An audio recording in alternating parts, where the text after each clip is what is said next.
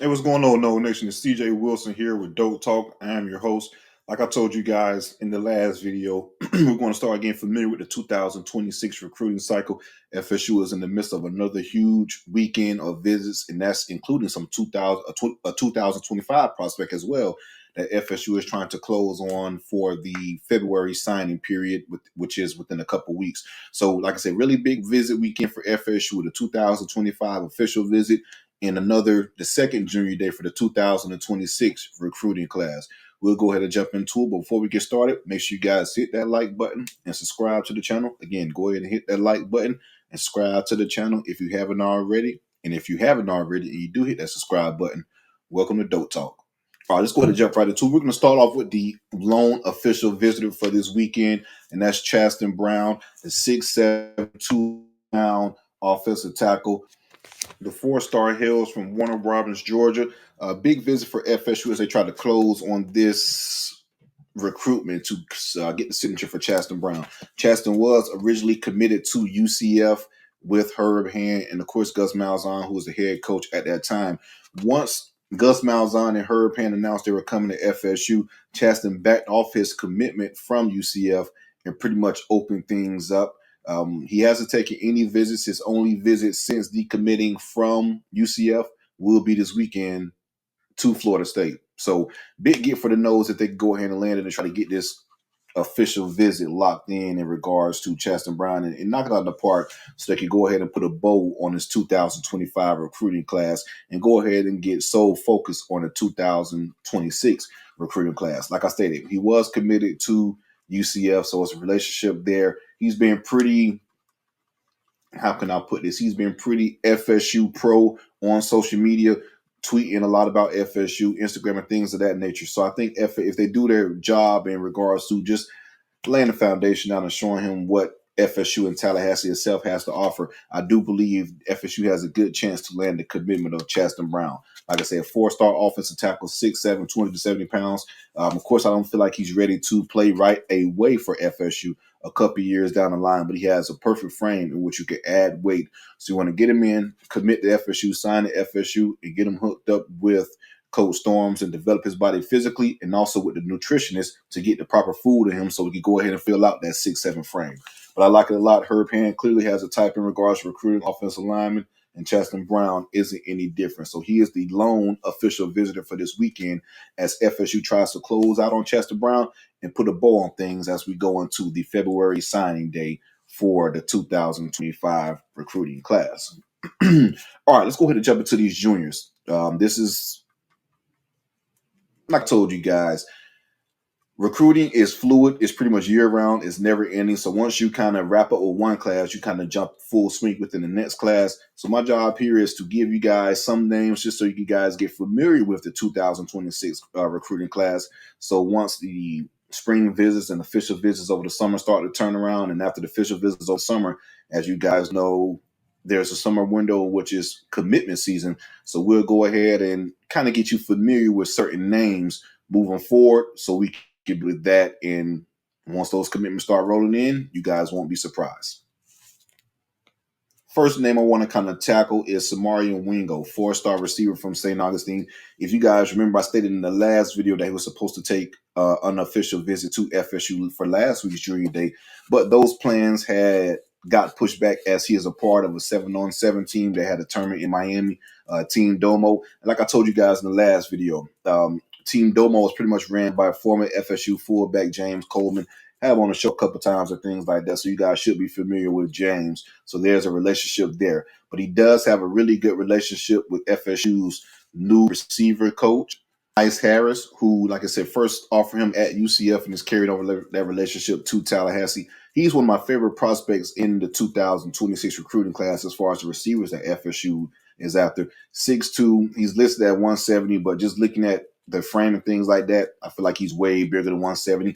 I'll go to the 190-ish type of range. If FSU can do their thing and kind of lay the foundation for this visit, I do think it'd be good for FSU going into the spring and possible summer to try to lock down an official visit for Wingo. Big-time playmaker, like I stated, and I think Wingo could bring in a lot of other playmakers from the Jacksonville area in future classes, that'll be really good for the Noles if he does decide to commit.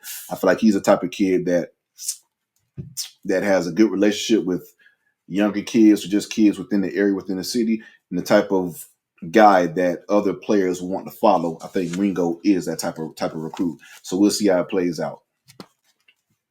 Next, let's go to the defensive line and Cam Brooks, the 4-star top 100 defensive end out of Thomas County Central. You guys know Thomas County is Thomasville, Georgia, which is around 30 minutes from Tallahassee. 6'3", 225 pounds, big-time defensive end prospect. FSU paid a visit to Thomas County and Cam Brooks earlier in the week, and he's repaying FSU by getting back on campus and, coming through for this big junior day. So it's a good thing to get him on campus. He's a big-time playmaker, edge rusher that pretty much has offers from everyone in the country. He is right down the road from in Thomasville, Georgia, so the proximity to home is there. Hopefully FSU can keep chipping away at this recruitment because he's a guy that you really don't want to let leave the area. Even though he's from Georgia, technically it's pretty much an extension of Tallahassee, around 30 minutes from the capital city of Florida. Jarius Rogers, another 4-star defensive end, standing at 6'5", 200 pounds, from Fleming Island. As you guys remember, Sam Singleton, FSU's running back, is from Fleming Island as well. He'll be on campus. 4-star defensive end prospect from the Jacksonville area. Speaking of defensive ends and staying with it, I want to say the staff is doing a hell of a job in getting defensive line talent on campus since they signed their contracts to FSU. Look at the 2025 recruiting class. We had a strong finish down the tail for some defensive ends, maybe in play with one more with Zaire Mathis, and that doesn't seem, and it seems like that's going to continue within the 2026 class as they have gotten multiple high caliber defensive ends on this. And that doesn't fall short with this one. Is Tristian Givens, the 6'4", 215-pound defensive end out of Columbus, Georgia. He is the number 50 overall player in the 247 composite rankings. So a big-time playmaker out of Columbus, Georgia. He's a great fit for the jack linebacker position, which is like a stand-up edge rusher, so to speak, within this 3-3-5 defense.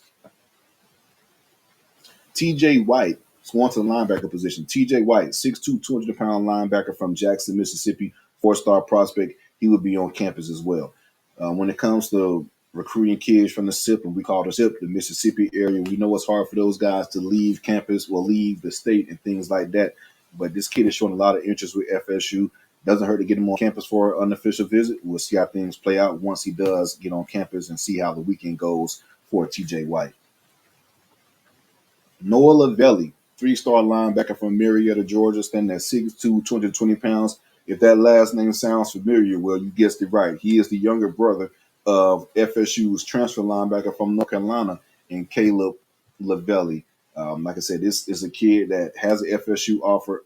FSU offered him way before his brother even entered the portal and entertained FSU. I think he's a big-time prospect that's going to kind of blow up within the later, once these recruiter services kind of watch his film and things like that. But we'll see if FSU can chip away at his recruitment and try to play the family ties, the family dynamic in regards to his brother Caleb with Noah. So he's a big-time playmaker, in my opinion, 6'2", 220 pounds, out of Marietta, Georgia.